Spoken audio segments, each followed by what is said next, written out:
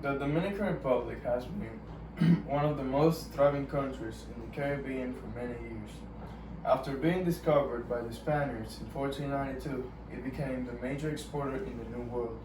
With beautiful beaches and tropical weather all year round, the Dominican economy is widely supported by tourism and agricultural exports.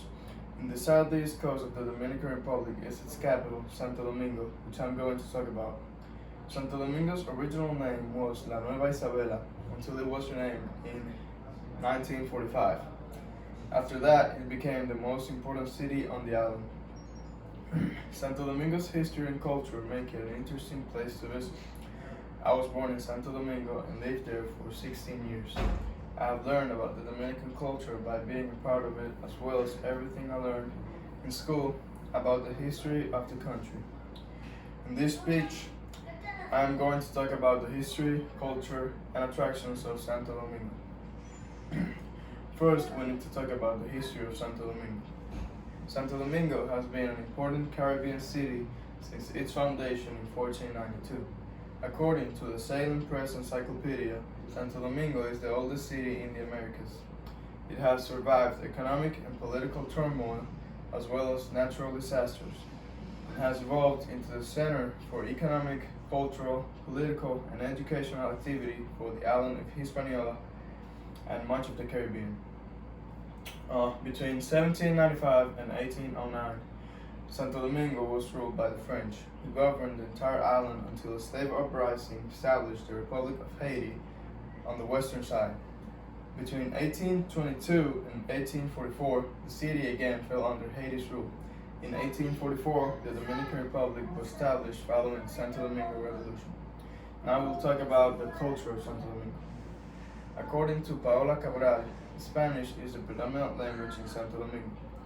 The population is mostly Roman Catholic, but other Protestant religions can be found, as well as Buddhism, Judaism, and more in smaller quantities. Merengue is the most famous music genre in Santo Domingo. The fast-paced and energetic melodies make you want to dance. The cuisine of the Dominican Republic is predominantly made up of a combination of Spanish, indigenous, Taino, and African influences. Now that we have talked about the culture, we need to talk about the attractions. Tourism is one of the biggest supports for the economy in Santo Domingo. Even though it is not the most important or modern part of the city, the colonial zone is the biggest attraction for tourists from all around the world. It is the oldest Spanish settlement of the New World, and it is full of ruins from the 1500s, museums full of the history of the country, and restaurants from many countries. Shopping is a big attraction too. Santo Domingo has many malls, including Agra Mall, which is the first eco-friendly shopping center in Latin America.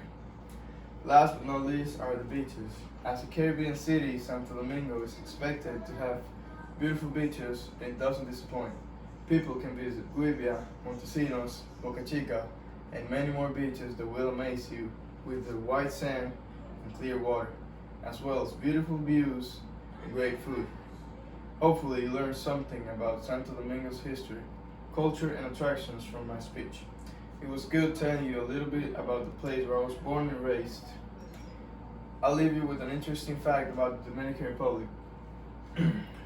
Our flag is the only flag that has a Bible in it. It can be found in the middle of the shield, and it is said to be open to the Gospel of John, chapter 8, verse 32, which reads, "Y la verdad os hará libres."